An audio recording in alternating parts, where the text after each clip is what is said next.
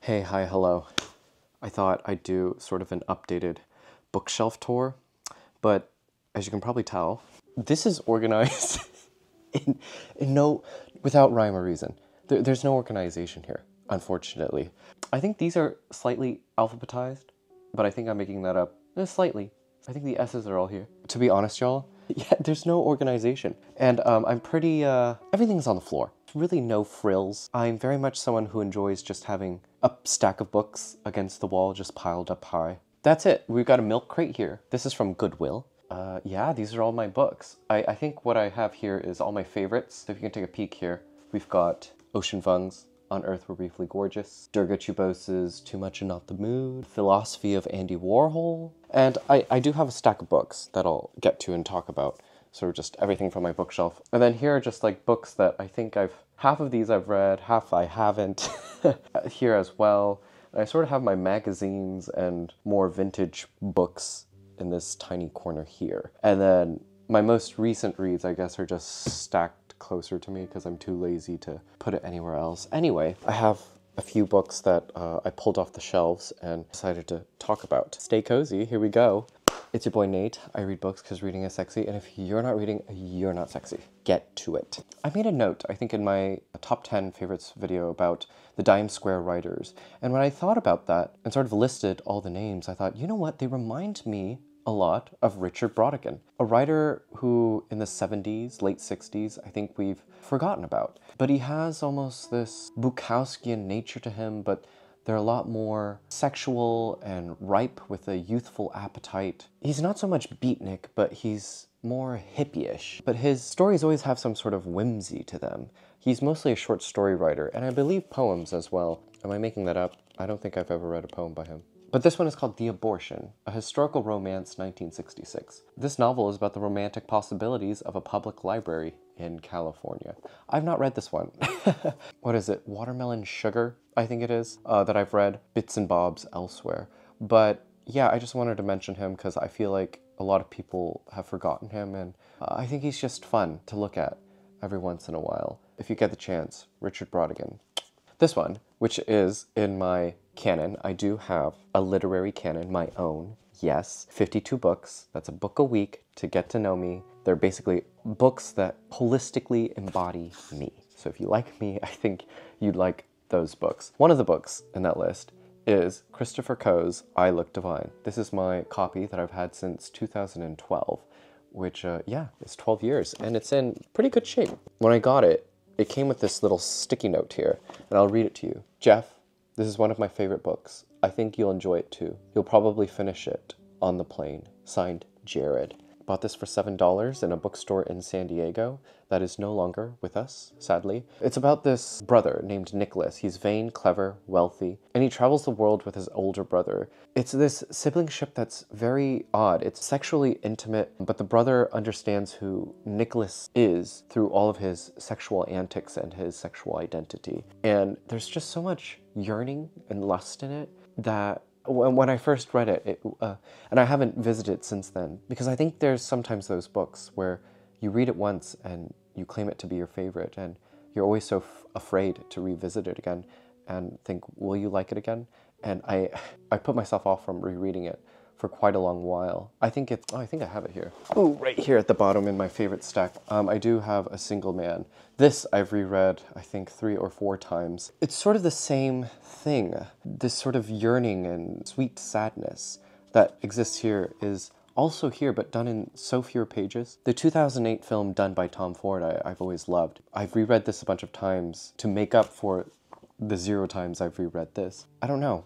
But this book means a lot to me because it was the first time where I really saw prose as poetic. If it wasn't through Didion's prose, it was through this that I found music, lyricism in writing. This is a secret fave. This is one I don't really like to talk about because I think it captures sort of the bittersweet yearning that I had when I was 16. Yeah, I don't want to touch it or revisit it, and not stain it with my current self, if that makes any sense. But this one's quite hard to find, so good luck finding this. It's Christopher Coe's I Look Divine.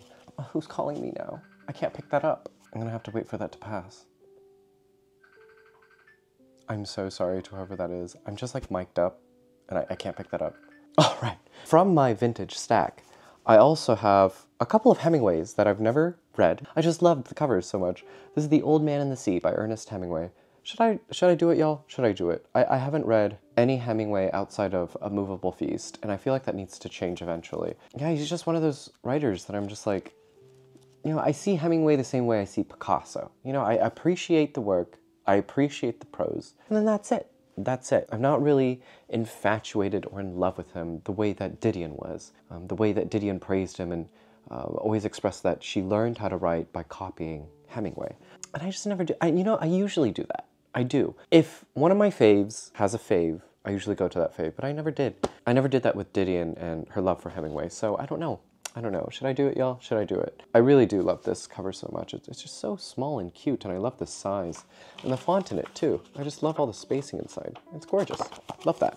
Another book, also a favorite. This is off the favorite shelves, right here. This is Written on the Body by Jeanette Winterson. It was my first Winterson, and I love this copy so much because way back when, in my undergrad, I used to go to this Starbucks up on Fillmore Street in San Francisco, and there was this barista with like really frizzy hair and these plastic black framed glasses, in a square shape. And she always noticed that I was always reading and doing homework. To a certain point, after so many visitations, she eventually just like started getting me free drinks, and it was just really sweet. I became a regular. I felt so welcomed as well. She was like, hey, I know you're a literature student, please take this. This book meant so much to me. And I did. It wasn't for a long while that, I think it was like some finals week, and afterwards I had read it in one go and just like, and fell absolutely in love with it. So much so that I read it in the rain. Look at all this water damage. I've creased it as well, but it's her creases as well.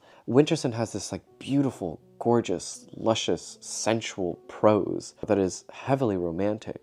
I really don't know what this is about. Okay, here we go. The narrator of Written on the Body has neither name nor gender. The beloved is a married woman, and as Winterson chronicles their consuming affair, she compels us to see love stripped of cliches and categories as a phenomenon, as visceral as blood and organs, bone and tissue, and as strange as an undiscovered continent.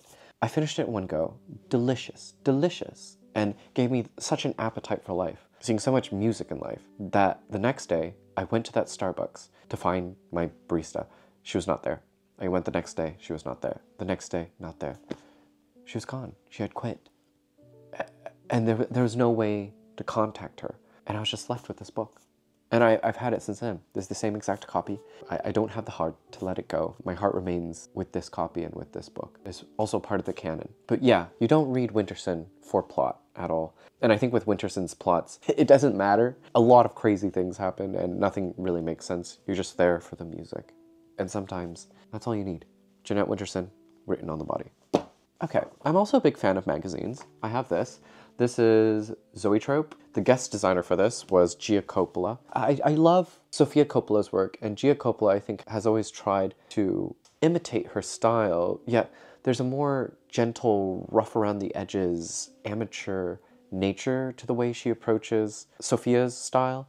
You can see that in Palo Alto, and I really want to watch The Last Showgirl. But I just love, like, the photographs. So in here, there are a few short stories, I think, from Palo Alto, and then just, like, photographs that she took on set.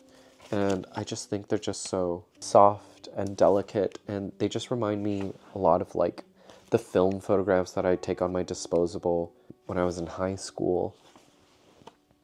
Just her eye on things. She just has a really soft eye on the coming-of-age story. I love the way she curated this magazine. It's just precious, really precious. I think magazines always signify sort of the love for objects and all of the objects contained in print. And so that's why I just love, like, collage work and just everything that magazines provide. Always fun to flip through. And when I'm feeling uninspired, I just love, like, looking through a magazine to just stimmy up those senses, if you know what I mean. Gia Coppola. If anyone's seen The Last Showgirl, let me know. Was it good? Did you like Pamela Anderson in it? let me know. Okay, I think I've selected quite a few titles from my favorites shelf. So I think you're getting a lot out of me today. This is my very, very, very vintage copy of 9 Stories by J.D. Salinger. I got this when I was a freshman in high school. It's crazy that I still have this. This was also bought at a used bookstore in San Diego that is no longer with us. But yeah, I've always loved the melodrama and sentimentality of J.D. Salinger and the way he nurtured the Glass family, the creation of it. This is a fantastic collection of short stories. My favorite is the first, of course, A Perfect Day for Banana Fish. I think it absolutely holds my teen sentiments very well and where I was at emotionally and sort of this distance yet yearning and wanting of everything that exists in Stillman's Metropolitan, if anyone's seen that film. I've always yearned and wanted and reached for that lifestyle and that way of talking and tried to cultivate that kind of talk with my friends, yet it never happened. And I realize it kind of only exists in fiction. Like, does anybody else speak like Baumbach? Noah Baumbach? Any of his characters? Do you know any of those people in real life? Let me know, because I want those friends. I want that speech, okay? I just want to be a better speaker. And I feel like if I surround myself with those people, I'd be a better speaker. I want to adopt it, all right? I've always loved Salinger, and I think this is a wonderful collection. I do also love Teddy. That one is also a great short story. I love this edition so much. Okay, what else do I have here? Okay, this is just random. This is from this pile here, right on the ground, which is sort of my pickup pile. Everything that I kind of just like want to read because it's closest to me. These are just books that I should just get to. And I have Don DeLillo's Libra. I believe I got this at a used bookstore somewhere in LA. Cannot remember the name of it, but how much was this? I wonder. I knew it was a good deal. That's why I picked it up. But it was like $3 or something. And I was like, you know what? Why not? I like Don DeLillo. Wow, a running theme is musical prose in literature. Don DeLillo just has a way with words. There's just this like biting prose to the way he writes. In contrast to all these writers that I've mentioned, I think his prose moves towards plot. There's this music to his prose that points us towards plot and keeps us moving through the story. Yeah, because Don DeLillo, I think his prose is quite plotty. I think because of how political it is. There is a lot of social commentary in the way he approaches themes, character changes, foils of different characters. Yeah, it's very pointed, and I love just the directions he takes the stories. But this one is about the JFK assassination. He chronicles Lee Harvey Oswald's odyssey from troubled teen to a man of precarious stability, who imagines himself an agent of history. This is a piece of historical fiction that he's created. I want to get to this. I think this will be my airplane read when I fly back to Korea. Okay, lastly, and this is sort of a interesting one. It is The Diary of a Wimpy Kid, do-it-yourself book. I got this at a Goodwill in San Francisco. It was 99 cents. You can see it there. Goodwill, 99 cents.